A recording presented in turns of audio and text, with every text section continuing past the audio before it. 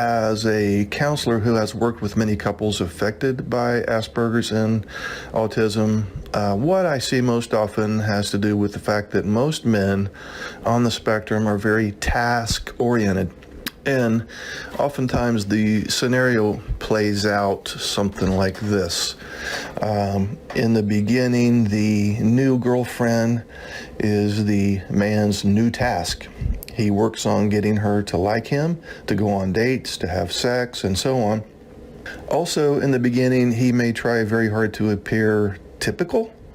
In other words, he tries to avoid exhibiting any traits that may reveal his condition.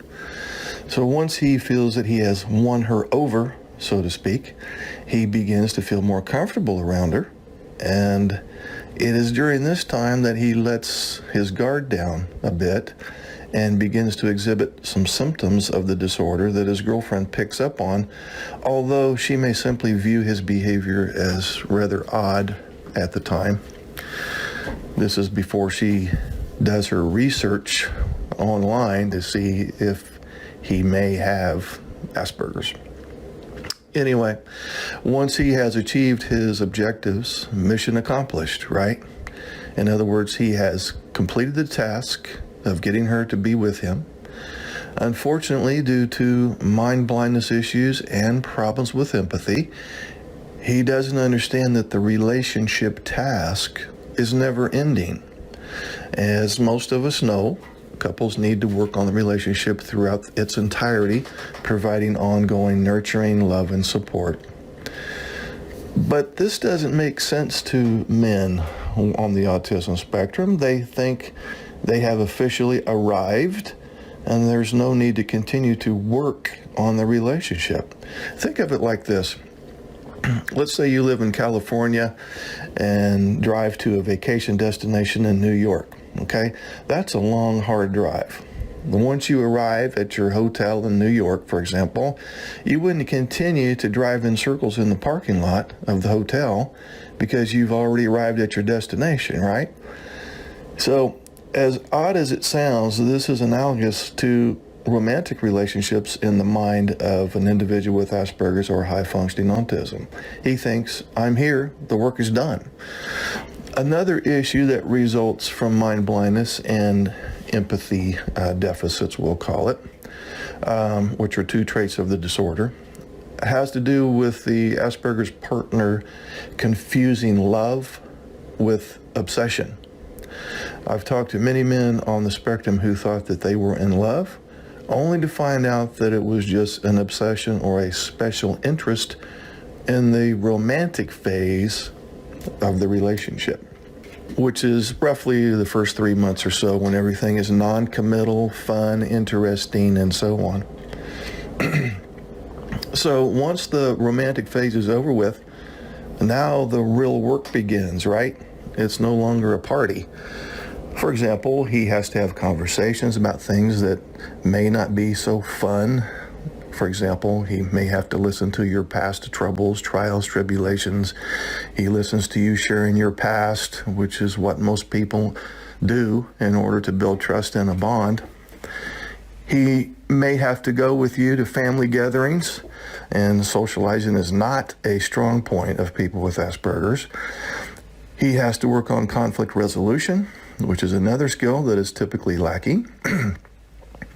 He has to deal with the anxiety that goes with moving to the next level of the relationship, such as a proposal, marriage, having children, raising children, and so on. So now, in the mind of some men on the spectrum, the relationship is getting too messy and complicated, quite honestly, and therefore they kind of rethink their commitment level. But Cassandra Syndrome is basically the neurotypical or NT spouse's experience of emotional suffering that results from distressing interpersonal relations with a spouse who does not understand, empathize with, or validate the NT's pain and sorrow that may go hand in hand with trying to deal with a husband who is wired differently. Many NT partners are negatively affected by a number of Asperger's traits. For example, lack of empathy, mind blindness, alexithymia, and several others, and I've mentioned all of these traits in detail on other videos. But over time, the NT spouse may begin to feel isolated and invalidated, and in some cases even held hostage in their own home. A common phrase that I often hear from neurotypical wives that are in a marriage with an Asperger's husband is, "I'm simply not important to my spouse. He prefers work or his special interest over spending time with me." The emotional distress felt by the NT spouse usually occurs when the Asperger's partner exhibits communication problems, has an inability to be intimate, is emotionally distant, or prefers to relate to the NT partner from a distance. The Asperger's partner often fails to realize that he must be intimate, vulnerable, and empathic in order to truly know and cooperate with his spouse. So, for good reasons, of course, the NT partner wants a deeper, more personal and satisfying relationship, and therefore oftentimes she does kind of push the Asperger's partner to step up and participate more fully in the marriage.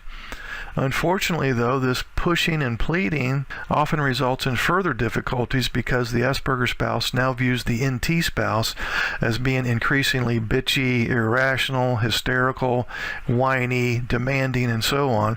Thus, the person with Asperger's distances himself even more, mostly for anxiety reduction. So, if you're wondering if you do have Cassandra syndrome, here's some of the symptoms.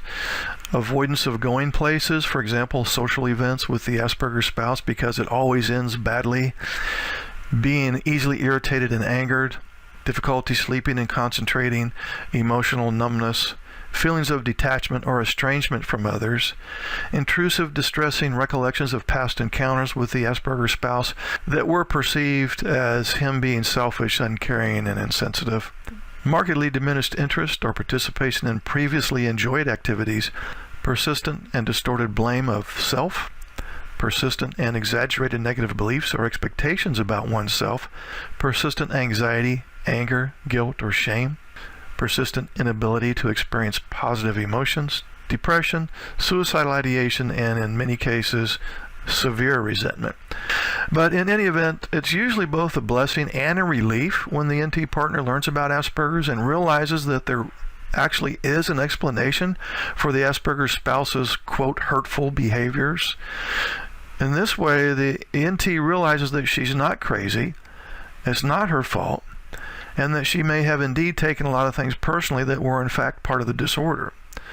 So, if you are an NT spouse experiencing difficulties associated with Cassandra syndrome, just know that you're not alone. And this syndrome is indeed recognized in the literature.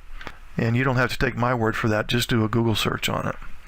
So, in a nutshell, a relationship that results in Cassandra syndrome traits is one that lacks emotional reciprocity. That's really the key phrase right there, emotional reciprocity. That exists when partners provide empathic support to each other. It's a mutually beneficial relationship with balanced levels of give and take. But with Cassandra syndrome, one partner does most of the give with very little take in return. Also, as a side note, it's not uncommon for the NT spouse to feel lonely, anxious, and depressed because she has tried to tell others, like family members, friends, co-workers, or whoever, about the Asperger's related marriage difficulties, but oftentimes she receives little to no validation or empathy from other people, or worse yet, she may be viewed as melodramatic and whiny. And the reason for this is because the Asperger's partner often presents himself in quite a different light in the public eye. He appears normal, typical, kind, composed, social, and so on.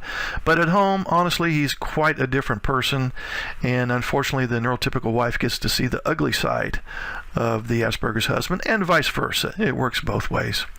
Cassandra syndrome is in the literature, and according to many, it is a legitimate syndrome, and it was originally described in the literature as it relates to an Asperger's parent raising a child, and the child is neglected emotionally and all of the damage that can be done there.